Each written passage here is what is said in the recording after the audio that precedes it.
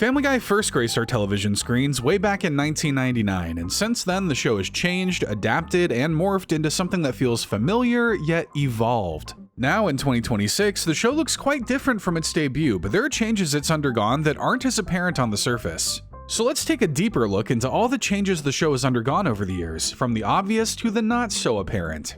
So if you were to go back and watch the very first season, you might actually be shocked to see how tame it was compared to what we're watching today. Seriously, season 1 feels like watching a church service compared to the seasons that would follow. I don't think we see a single blood geyser, F-bomb, or overly lewd moment in this entire season. Forget it, Mike. Without actually seeing his ass, this is just radio. Don't get me wrong, this was still a boundary pusher back when it came out, but like most old forms of media, it feels like it was made by Puritans compared to the degeneracy we watch today. But that's just what the show had to do back then as the new kid on the block. It couldn't outright offend from the get-go, or else it would be pulled from the airwaves at a moment's notice. No, instead it had to rely on the strength of its comedy, which is different from how the show seems to deliver on laughs today. Well, you're the #1 husband, too. I know, that's why I bought this t-shirt. Whoops.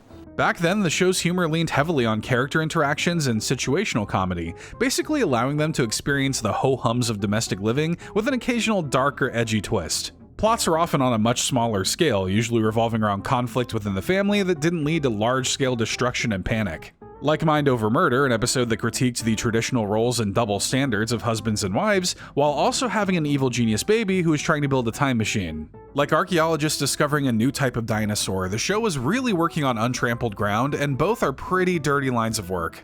And the design of the device is quite ingenious, if I do say so myself, Misty. It's people like Stewie, a matricidal baby, who really established the show as something unlike what was already on TV. Did that Yellow People show have a killer baby? I think not. Well, not on this scale at least. But the reason the show wasn't taking the big, potentially off-putting swings it did later was because it was still trying to find its footing. Back then, the much smaller team was just trying to keep its head above water. The show was up against competitive time slots and was often shifted around by Fox, which would contribute to the show's earliest struggles. The time to shock and offend would come, but for right now, they just needed to survive. And speaking of the Family Guy team, one of the biggest changes between the older seasons and the newer seasons comes from the involvement of the show's creator, Seth MacFarlane. In the beginning, Seth had his hands in everything. In a creative way, not a troubling get HR involved kind of way. It's understandable, really. After all, Family Guy was MacFarlane's baby. His slightly off-putting, malformed baby, but his baby nonetheless. During those early seasons, Seth was playing the role of creator, executive producer, writer, and of course, the primary voice actor for Peter, Stewie, Brian, Quagmire, and a trove of side characters and background voices. What? Are we giving Seth's voice a rest? In the role of writer, much of Seth's sensibilities managed to spill onto the page, like his edgy and sometimes shocking sense of humor, his old Hollywood references, and his love of musical theater. This was really a long, drawn-out way to launch his singing career, but hey, he still made it happen. Money, money. Money! This gave the show a far more personal feel to the whole thing, feeling like a true extension of MacFarlane's tastes and beliefs in animated form. From his political views to his niche obsessions, MacFarlane's voice was baked right into the script, and after the show returned from cancellation, that voice began to experience a significant change. Who the is this jerk? It's not hard to see that when the show returned to the airwaves in 2005 after being canceled, the voice and creative direction really shifted. MacFarlane returned to the world of Family Guy not only with a rejuvenated enthusiasm, but also a new outlook on the show. Basically, he was happy to be back, but he almost wanted to test Fox and make them wish they'd kept the show canceled. That takes guts, and as you probably noticed, post-cancellation Family Guy was filled with a lot more guts, blood, and raunchy material. Peter, that's not where you do a raspberry. I closed my eyes too early.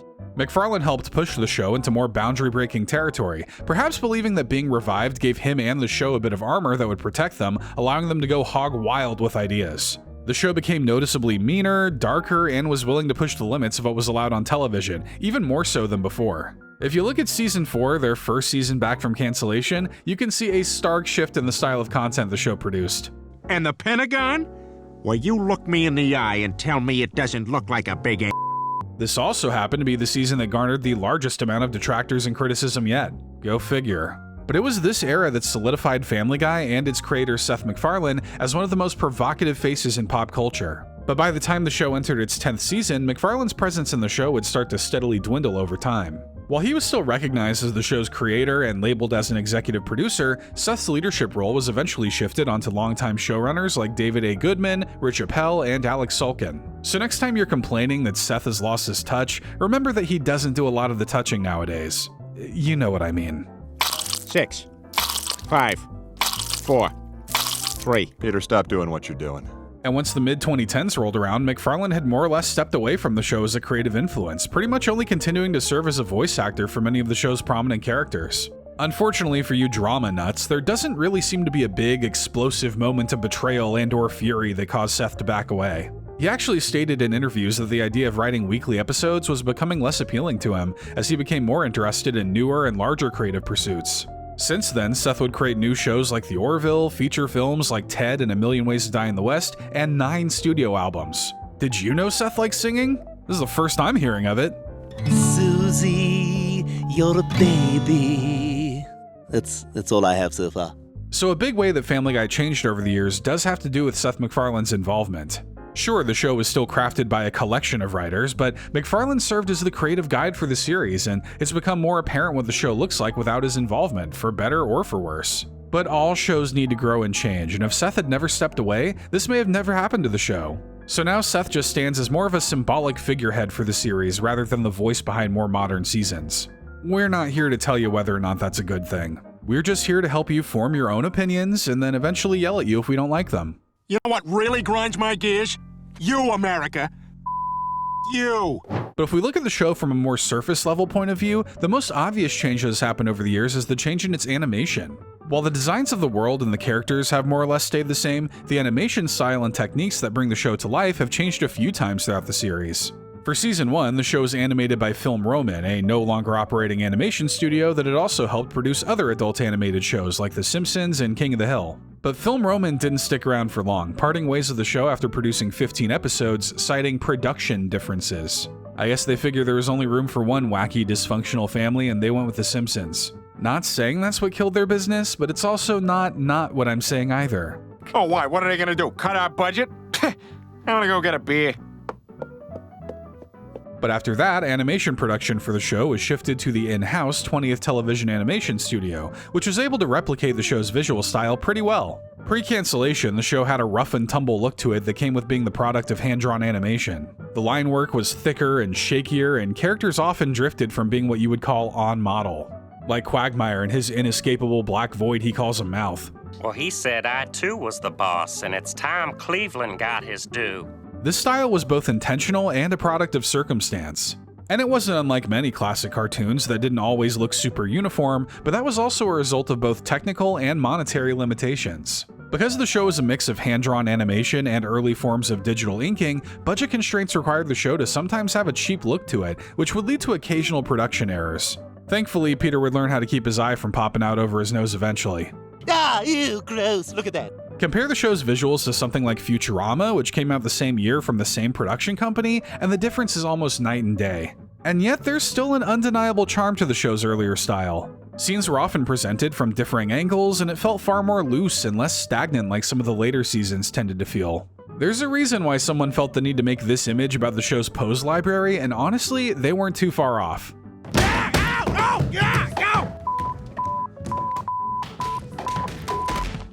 But when Family Guy returned from cancellation, the animation style saw a glow up almost immediately. With a much bigger budget and more advancements in digital animation this time around, the show returned with a far cleaner, more consistent look to it.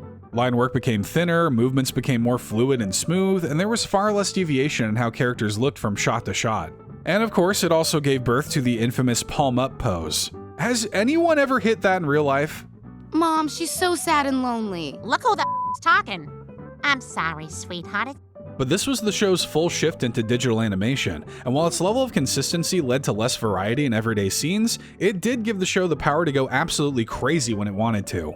From elaborate chicken fights to big Star Wars parodies to complex musical numbers, the show is willing to upend the standard style they had established in favor of high-quality sequences. We're always in favor of blowing up the budget for a one-off gag, and the revival era of Family Guy pretty much mastered it.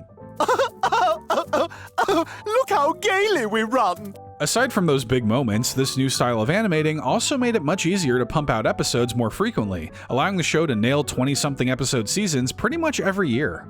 And by the time the show officially entered its HD era in Season 9, they'd reached the highest level of polish they'd achieved thus far. Models were tight, backgrounds were clean and detailed, and the colors became more dynamic, allowing for the addition of shadows and whatnot to give the show a bit of depth. And the animation style hasn't evolved too much beyond that, though more recent seasons have seen the color palette shift ever so slightly. Gotta mix things up every once in a while, even if barely anyone notices it. Mom thinks it'll help the swelling from the burns if I put some of your diaper cream on my face.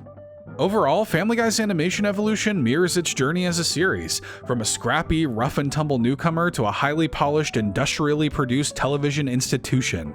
While the core style remains recognizable, the shift from rough expressiveness to controlled consistency reflects both technological progress and the realities of keeping an animated show alive for decades, despite multiple outlets' best attempts to kill it.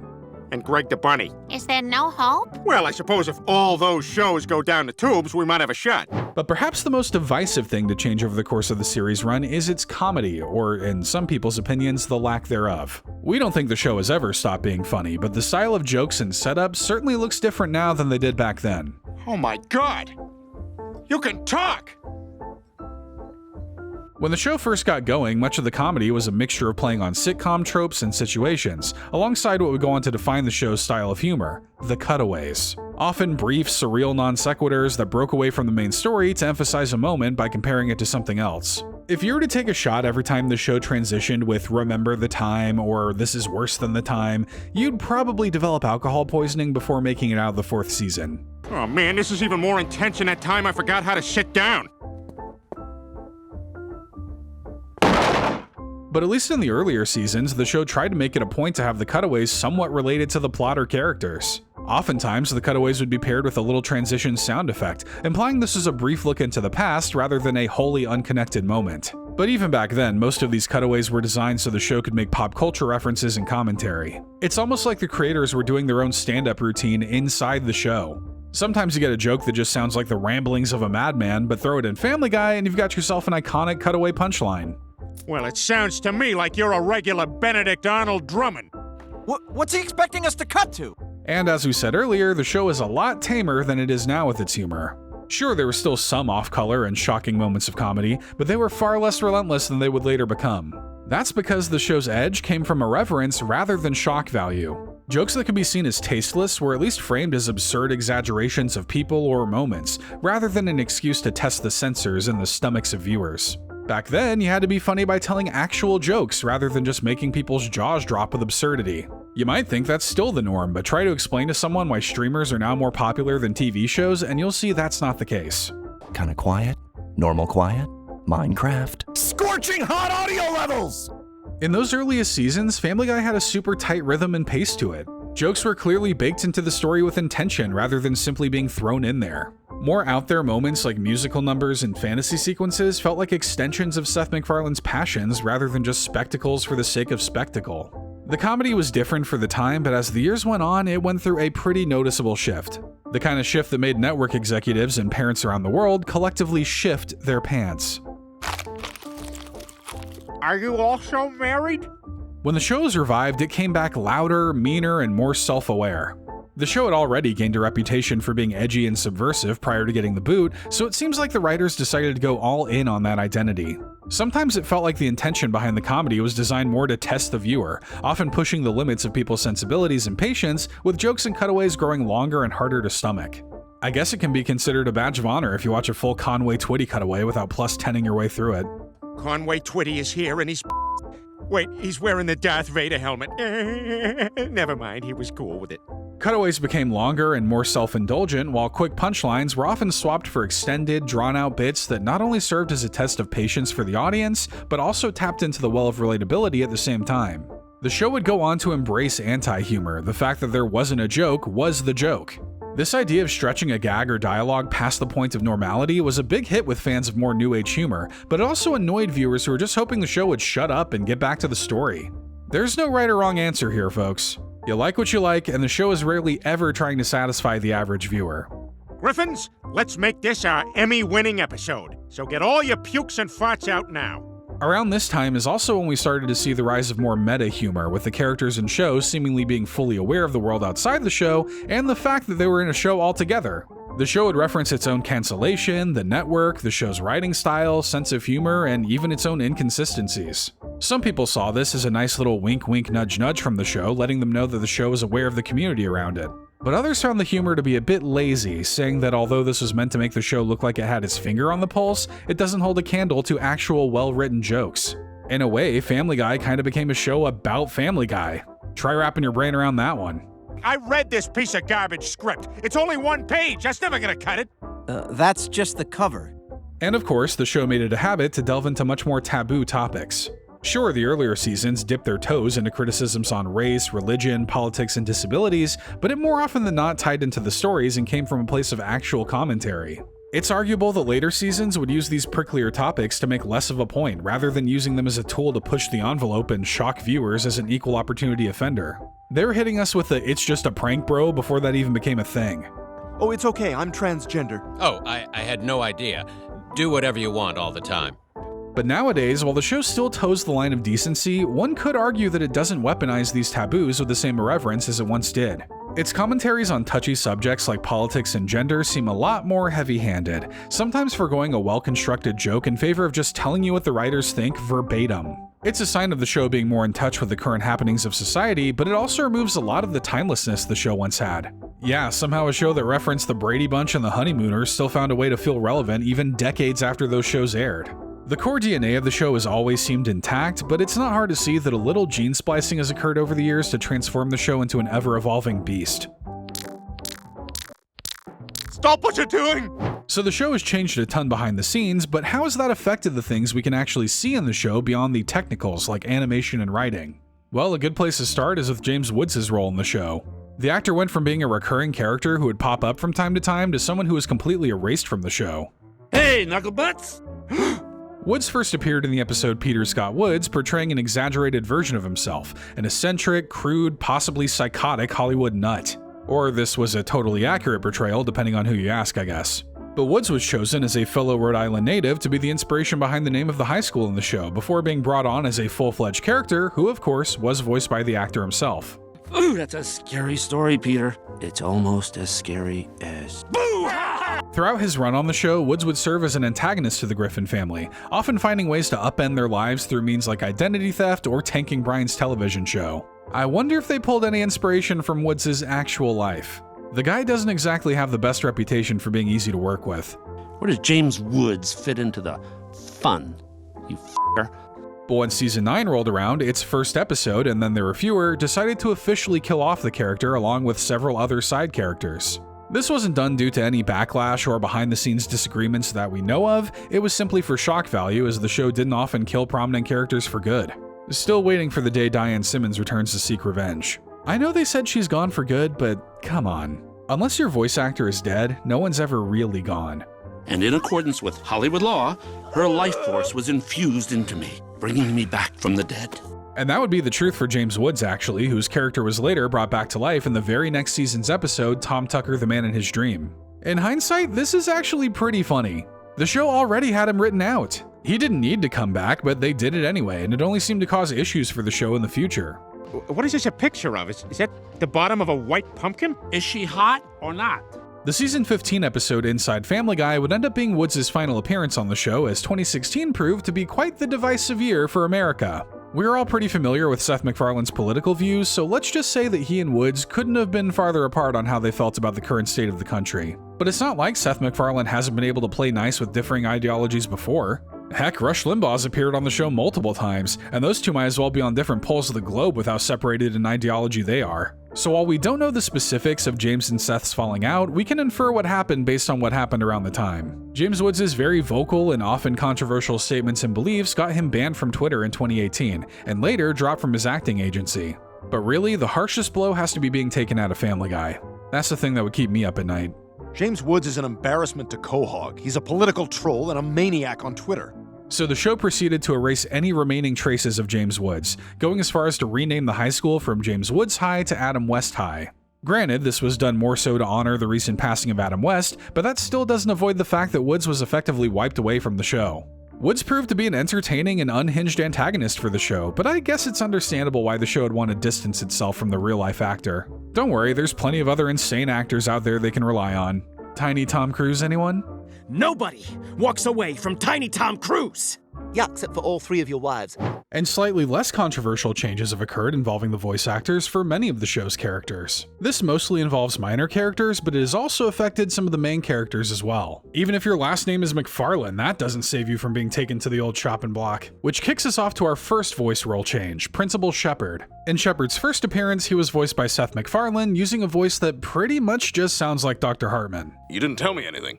You just sat down and said, and that's my plan. I guess Seth does have a limit to the number of voices he can do. Who'd have thought? But by the time his next appearance came around, the season 3 episode, The Kiss Scene Round the World, the principal was voiced by actor Gary Cole, who would continue to voice Shepard all the way into the modern day. Yeah, if Seth could just keep Gary voicing this pathetic principal, that would be great. We'll drop the dumbest student we have. Chris Griffin is hereby expelled. Another voice actor change that might have flown under your radar involves one of Meg's friends, Ruth Kokomer. And if you don't know who that is just by the name, well, honestly, we can't really blame you. She's the bushy-haired one in case you were drawing a blank. From her debut in season 4 all the way up until season 11, Ruth was voiced by Natasha Melnick, perhaps best known for the role of Cindy Sanders in Freaks and Geeks. We are so gonna hook up! I think we look hot. Totally hot. Ugly No! But for whatever unknown reason, starting in season 12, Melnick was replaced by actress Emily Jordan Osment of Hannah Montana fame. This was around the time Ruth was given some more speaking roles, but it's not entirely clear why the role was changed. Then again, voicing Ruth isn't exactly one of the most prestigious roles someone could take on, so we doubt there's any love lost over being swapped out. What about your hot mom, Meg? What? I said, how about your dog? He's smart. That doesn't sound like what you said. And another voice change comes from another student in Meg's grade, popular girl Connie D'Amico. Meg's biggest bully and all-around pain in the butt to be around, Connie was voiced by actress Fairuza Balk in her very first appearance in Let's Go to the Hop. Everyone's talking about how you trashed the jukebox. Classic cool.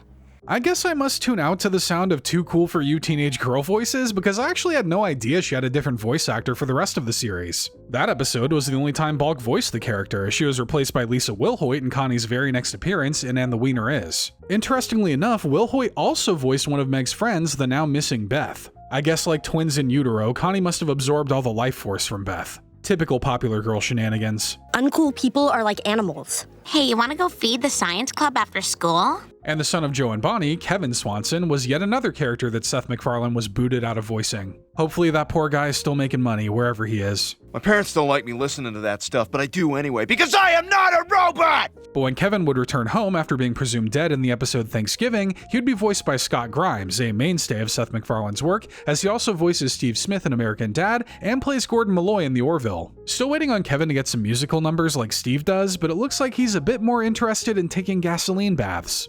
Before you go through with this, would you consider taking Meg out for a date?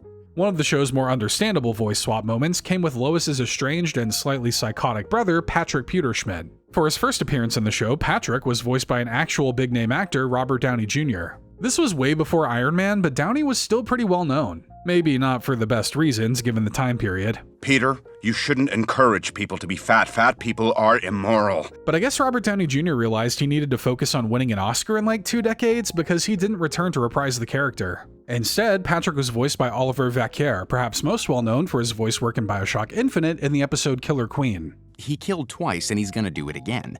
He's got plenty of places to hide out there and a fully stocked corral of victims. And another pretty prominent voice change that happened after only 1 episode is with Death. The neurotic, uncool Reaper of Souls was first voiced by funny man Norm Macdonald, who established the character's trademark sarcasm and attitude in the episode Death is a Bitch. Sorry, Lois, it's my fault. I just assumed you were gonna make it with milk, not crap. But Macdonald would unfortunately only voice the character in that episode, as his commitment to the show A Minute with Stan Hooper kept him from coming back to reprise the character in future episodes. Well, I'm sure that show at least led to a long and fruitful, and it was cancelled after 8 episodes. Oof. Well, the role ended up being given to Adam Carolla going forward, who still did an overall good job nailing the character's personality while also making him more whiny. You ever go on the internet?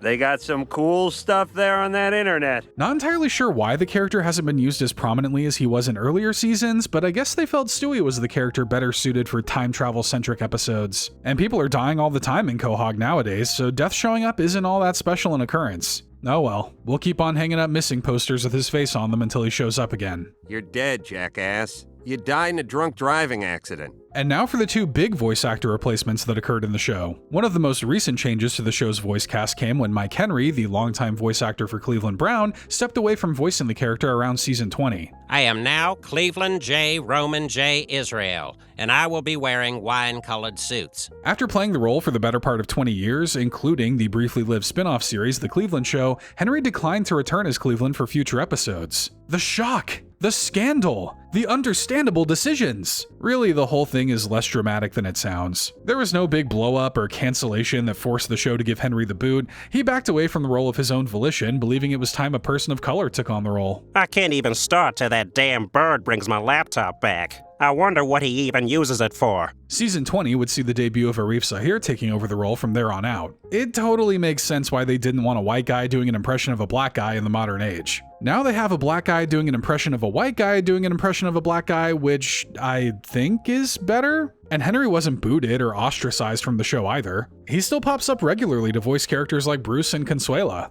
That's a culture war for another day. You have people of color voiced by white actors. No.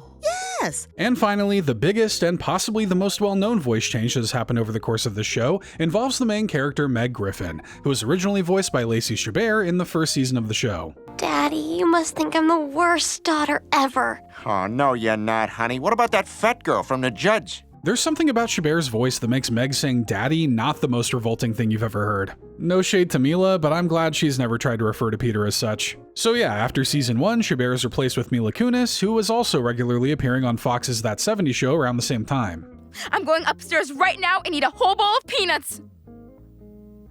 I'm allergic to peanuts! Much like with Mike Henry, there was no drama or scandal revolving around this either. Chabert simply had too many obligations and couldn't commit as she was still in high school and was already a regular on the TV drama Party of Five. A show that did pretty well, only it ended in 2000, right around the time Family Guy was continuing production. Could have made for a good fallback, but oh well. But Mila's continued in the role ever since, bravely carrying the cross of being the most disliked character in the show. But that's just in-universe. We still love you, Meg. Just, don't touch us. And coming back to Cleveland, a pretty significant change in the show came when they decided to write him out of Family Guy in order to give him his own spin-off show. Did I tell you I'm getting a spin-off? The idea for a Cleveland-centric spin-off was first conceived back in 2007 while Family Guy was in its 6th season and Seth MacFarlane was also working on American Dad. Yeah, he didn't quite sound busy enough. And none of those shows were letting him voice an animated bear, so what can he do? The series was eventually picked up by Fox in the following year, and by the end of 2009, The Cleveland Show was ready to grace America's TV screens. Have fun with your stupid giant chicken jokes and your Conway Twitter. Hey, why is there a moving truck outside Cleveland's house? And once season 8 of Family Guy came to be, Cleveland was officially written out of the show, never to return, probably. In actuality, Cleveland would continue to make small appearances here and there from season 8 to season 12, totaling about 20 appearances despite being a resident of Stoolbend. Who knew we'd run into you here, except everyone if Fox ruined it in the promos? So even when he wasn't an official cast member of the show, he was still getting about as much screen time as he used to. Not a bad way to get 2 bags if you ask me. But when Cleveland left the show as a recurring cast member, the show didn't try to outright replace him with a new or existing character. They did float around the idea of using new character Jerome as his replacement, but that never seemed to materialize into anything outside of Jerome as the new Black. What a fantastic evening. Jerome, you are a wonderful addition to our group. Kinda makes sense why Jerome never took on that role. Other than being far too cool for those losers, it would have just felt like a weird move to replace one black character with another. But I'm sure you're wondering, why Cleveland? Why out of all the side characters did the slow-talking, laid-back member of the gang get chosen as the lucky one? Well, it's a question that has confounded and confused scientists and philosophers for many years. While a definitive reason has never come from any official sources, there are a few guesses one could make. Not to diss Cleveland, but he may have been the only prominent side character the show could have afforded to lose that wouldn't have had as big of an impact on the show. He was the most blank slate out of all the characters, so it worked to have him lead a show while you pretty much forgot he was ever in Family Guy. You got a problem with that, you can go yourself. Characters like Quagmire or Joe probably could have led to some equally, if not more, fun spin-offs, but their exclusion from the show would probably have been felt way more than Cleveland's. Also, The Cleveland Show was executive produced by Cleveland's voice actor Mike Henry, so maybe it was just a case of him being willing to put in the work to get a new show off the ground. Gotta respect the hustle, even if it seems like Family Guy didn't really. Wait, don't you have a show to do? Oh, that's right. Yeah, by the end of Family Guy season 12, Cleveland was brought back into the main cast and The Cleveland Show was no more. I kinda hate to say it, but Cleveland would end up having close to the same amount of impact on the show as he did when he wasn't here. It's a bit of an issue with his characterization since returning, losing a lot of the personality and individuality he had in his own show. Well, he had his time in the sun long enough. Time to take back his place in the very wide shadow of Peter. We did about the same as Bob's Burgers. That's your bar? Oh, shame on you. But while Cleveland would go missing from the show for a pretty understandable reason, there are plenty of characters who would either be written out of the show or completely forgotten about at one point in time. We've briefly talked about characters like Death being all but abandoned, and there are plenty more characters that fit this criteria. There are characters like the greased-up deaf guy who, okay, not the most influential or layered character on the roster, but this guy was used quite a bit in the earlier seasons, only to seemingly be wiped away from the show with his last appearance being in season 19. What? I don't know. The greased-up deaf guy was a pretty prominent gag character in the show, and many other similar characters have seemingly been phased out of the show for the most part. Who remembers Fouad, Peter's coworker, who has a penchant for explaining why a joke was funny or sarcastic? Don't worry, we'll put you in soon. Oh, it's funny because you won't be back. Honestly, pretty much everyone on that bench counts. At least Johnny and Vern were killed on screen, so we have some closure there. But other early seasons mainstays like Phineas, Barnaby, RJ, and Jim Kaplan have all more or less gone missing from the show's roster of wacky side characters. How about a nice Kermit the Frog? No, I want a skull. Okay, well, I'm gonna go ahead and do Kermit the Frog. But there are also quite a few prominent characters that played more of an influential role in the stories of some of the main characters. Characters like Olivia Fuller, Stewie's on-again, off-again romantic interest and rival, who had a role in some of Stewie's most character-heavy episodes in the earlier seasons. That's really good to hear, Stewie.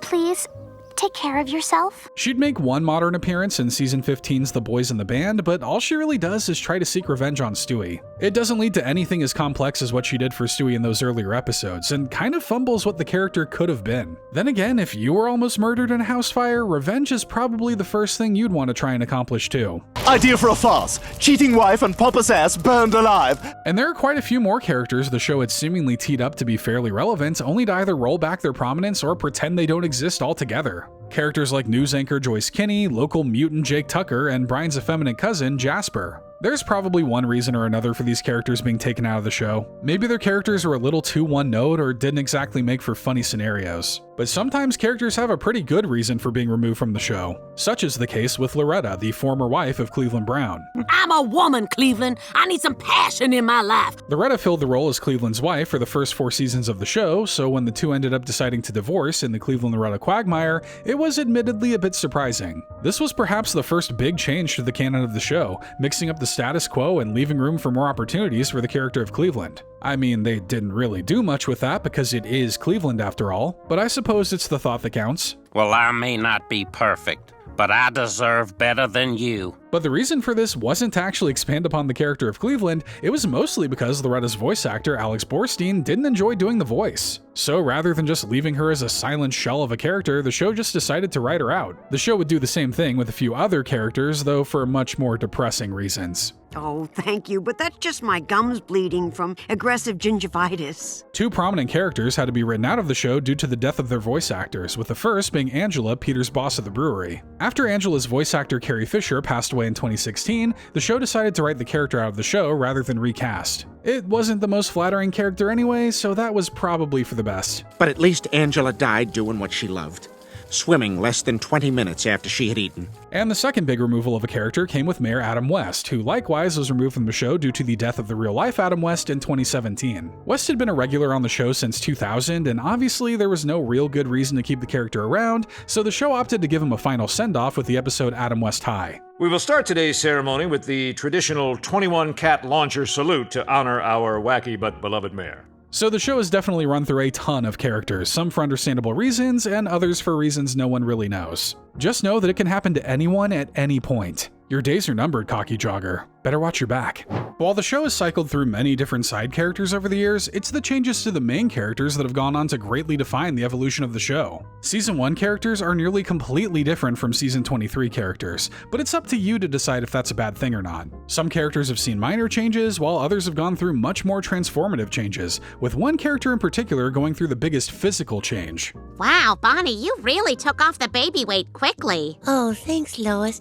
That's right, Bonnie has been one of the few main characters to go through a pretty pivotal physical change when she finally decided to get off her butt and give birth to that baby already. Susie was stuck in there for 7 years. Hopefully she's been looked at extensively by medical professionals and has been signed up for school, because she is way behind. Bonnie, you've been pregnant for like 6 years, all right? Either have the baby or don't. While this was arguably a pretty big development for a character in the show, I can't really say it actually changed the show on a fundamental level. Blame it on Susie, I guess. She's really been slacking on making an impact after popping out of Bonnie. But other character changes have managed to change the way the show operates, and there's probably no bigger character shift seen over the course of the series than with Stewie. I've been all talk. So much time wasted. Well, no longer. Lois is a dead woman. We all know the story. Stewie has transitioned from being an evil scientific genius bent on world domination and finally killing Lois. But after cancellation, this was no longer the core to Stewie's characterization.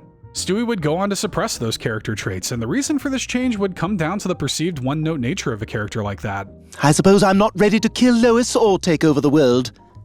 Yet. Which makes sense. There was probably a ceiling for this character that would have been hit after only a few seasons. While the rest of the family was more or less reflections of the modern family, Stewie wasn't, which ultimately gave him fewer directions to go in for episode ideas. While we get that people are upset that his evil isn't at the forefront of the character anymore, we think it's also unfair to just call him a gay character. If anything, the choice to make him more flamboyant and more in touch with his childish side has done wonders to give the character longevity. And it's not like he completely abandoned those prior character traits. He's still inventing high-tech nonsense and proving to be the most capable person in the family. You ever heard of the multiverse theory, Brian? Well, of course I have, but I'm wondering if you have. Oh my god, so transparent. This change to the character has opened the door for him to be involved in a multitude of different types of episodes, which we would consider to be a good change. We have done a whole video on the evolution of Stewie, so be sure to check that out if you want to learn more. But a much more controversial change for a character may just be what the show's done with Brian, turning him from the voice of reason into a hypocritical parody of performative liberal activism. Would an opportunistic piece of crap call his boat this? I think that boat is actually pictured in the dictionary under the definition for opportunistic piece of crap. The earlier seasons of the show portrayed Brian as a level-headed moral compass who had a few demons to him. Sure, he had some struggles with abandonment, alcohol, and being a dog in a man's world, but he still managed to keep a solid head on his shoulders. And perhaps most shockingly, you kinda actually believed he knew what he was talking about when he talked about art and culture. And the use of recitative throughout. Mozart was a genius. See, this was back before Wikipedia was widely available. You actually had to know stuff. But as the years went by, Brian became more and more of a parody of himself, only appearing to be a faux intellectual, often lying about his knowledge to impress people until someone smarter entered the room. 1984, chilling. Could happen, right? Which part?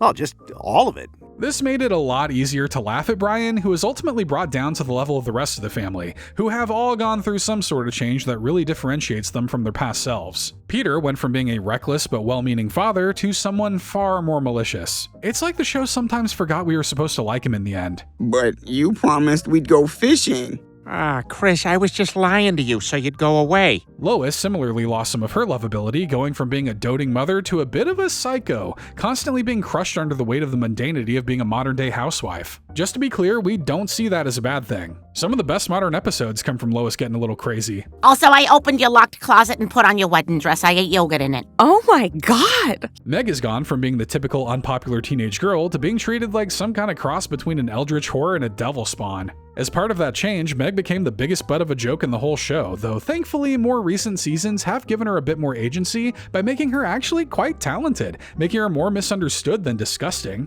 I mean, she's still pretty gross, but not in the way that makes her less than human. Meg, stop eating with the serving spoon. Nah. And finally, Chris, who has grown more and more degenerate to reflect the unfortunate world of being a teenage boy. He actually has a pretty decent head on his shoulders, but that's actually not the body part I was worried about hearing so much about. What's that, some kind of board? It's Chris's blanket. All of these changes have led to the show becoming quite a different beast over the years. There are certainly things to like and dislike about these changes, so let us know what changes you're a fan of down in the comments. And if you enjoyed this video, be sure to leave a like and subscribe to the channel if you haven't already, so you can catch more great Family Guy videos.